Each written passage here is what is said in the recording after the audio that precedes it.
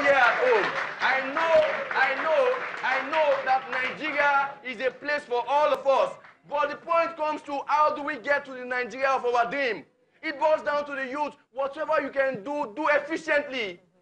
I talk in programs, I MC many of the shows around town.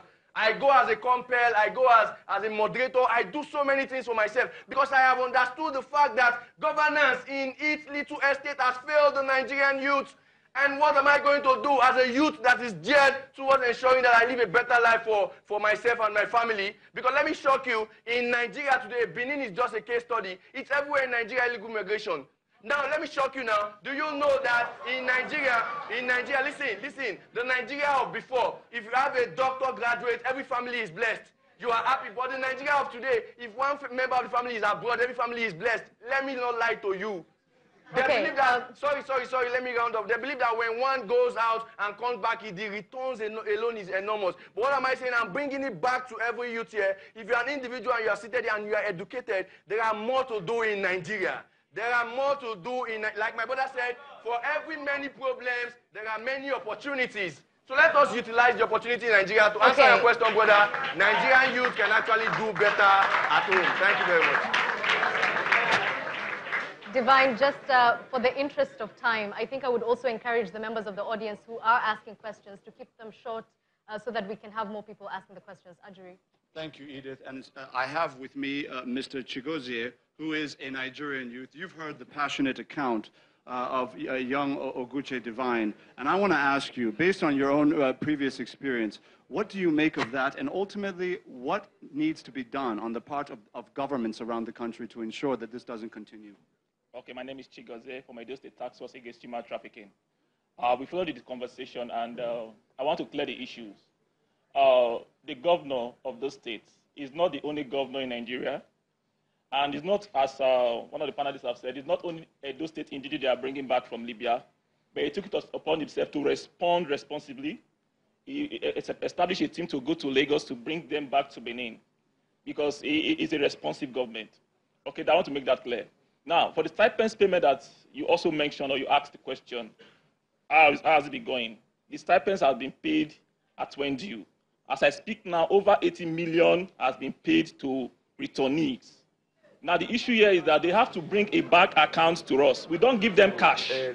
We try to ensure financial inclusion. They must open a bank account, and that will be paid into their account. Okay. Yeah, Chigozie, I want to ask you very quickly before you conclude.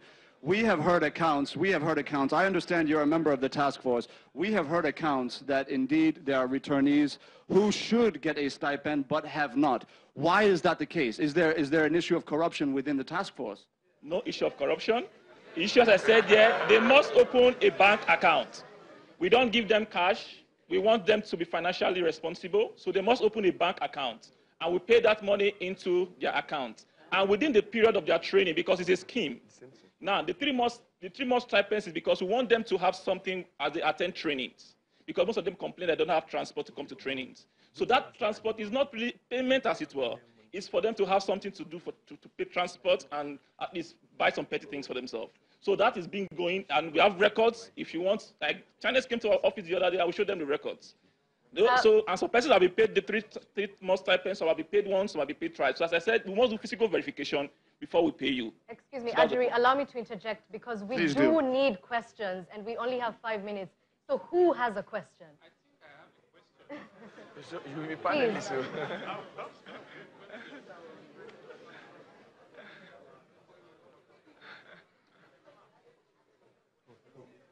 Yes, please. We have a man with a question here, and I want to go ahead and accommodate that. Please be very brief and direct your question to the panelist of your choice. All right, thank you. Good day, everyone. Leftist Omobudiago is my name. First, let me appreciate the commissioner and the panelists. My question, very straight, is if the commissioner, the honorable commissioner told us earlier that the government have created jobs to try to stop people from migrating, and he did mention some land and places in some place, in Edo North and the rest, I want to ask him, do we have any of those persons here as proof? That's one. Two, I don't also want to agree that we have a case, a major case of human trafficking in Edo. We have surely a case of migration because the economy is terrible. So when they keep talking about human trafficking, I again think that is again a blackmail on the people of Edo State. So the second question is this. If the government said they are trying to empower, what has the government done to empower youth to stop them from migrating? All right. Now, we have heard the two questions. Honorable Commissioner, I'm going to come to you because he has addressed the question to you directly. If you don't mind, if you can just please stand. What is your response in terms of what he alleges as a lack of proof that indeed some of the measures that you say have been taken have actually been taken? And then secondly, what can be done from the government's perspective? I know you've already talked about some, but please be brief. Thank you very much. I think the question was not lack of proof, but he wants proof. Unfortunately, I didn't come here with any of the beneficiaries. However, I have challenged any of us here to go online and verify, because everything that we do in this government, we make sure they are uploaded in our website. If you, however, want physical evidence, when I leave here, I go straight to the office. When you come around, we can give you records, which you can snap, which you can use to verify. If my office is at Exotic Street, the street behind Central Hospital, and the doors are always open. All right, Honorable Commissioner, thank you for your submission. Okay. We're going to take... Adjuri, unfortunately, I know your earpiece is off, but we do have to take a break. Sure. So it looks like we'll have to extend the Q&A section. But to all of you who are joining us at home and on Facebook, do remember to ask your questions as well. And when I come back, I'd like to come back to you, Mrs. Elizabeth, because I think that question is relevant to you. Thank you for watching, and do stay tuned.